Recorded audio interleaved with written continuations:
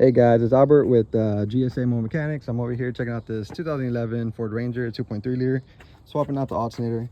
And pretty much there's on AllData it doesn't mention a lot. It just says intake, take off intake, take off the alternator.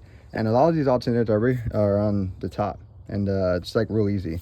There's a whole bunch of videos on YouTube where you can replace them from the top, you know what I mean? But there's not a lot of YouTube videos from the alternator where it's on the bottom. And they say you have to take out the fan shroud, you have to take off all this other stuff just to get to it, or goes from the bottom. But no, you don't have to do all that. I make it easy, you know what I mean? Even on AllData, it was real vague. YouTube didn't have a lot of videos, so I'm gonna show you on how to do it the way we do it. And so pretty much there's gonna be a good little YouTube video because there's not a lot of videos on this. So right here, the alternator is right here. Pretty much you got to take off the intake. You know, you don't even have to disconnect it. Just disconnect it from both of the clamps, put it to the side. This goes right here. You don't even have to disconnect this, just put it to the side. And once you get that off, you pop this little bugger off. You know, it has those two little spots. It comes up, comes out. Put that to the side. Don't forget to disconnect your battery. That's the first thing you do. I'm not unplugging anything, but it's when you start messing with this thing, you don't want to spark the main wire. So once you do that, you have to take off the tray that holds the air intake on. Just take that off. There's this little bugger right here you gotta pull up. I just zip tied it to the side, but these bolts right here hold that on. And then once you get that to the side, then you can actually get to the alternator.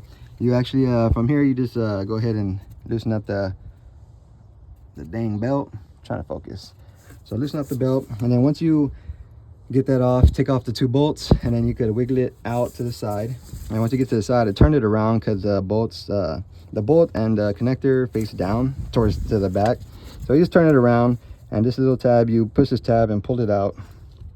Let me zoom in a little bit. So you push this tab, pull it out, and then once you do that, then you can actually get this one off. I would take this one off first, the connector, and then you can take this off. It was a 12mm for me. And once you get that out, you just go around. Let me pull this back a little bit. So you just go around, go under these lines, and pull it out from right here. It makes it so easy. There's not a lot of YouTube videos. Everybody says take this off, take this off. No, you don't got to do that. Of course, I'm making my own way, like always. GSA, you know how we do. So there's old alternator, new alternator, advance. We're gonna pop this baby in. You know what I mean? Get it going.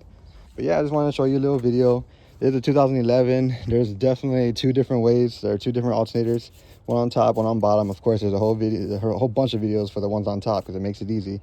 I'll show you the one on the bottom, a new way. You know what I mean? Hopefully this will blow up on YouTube. But yeah, we'll see you guys. Is that a Ford Ranger?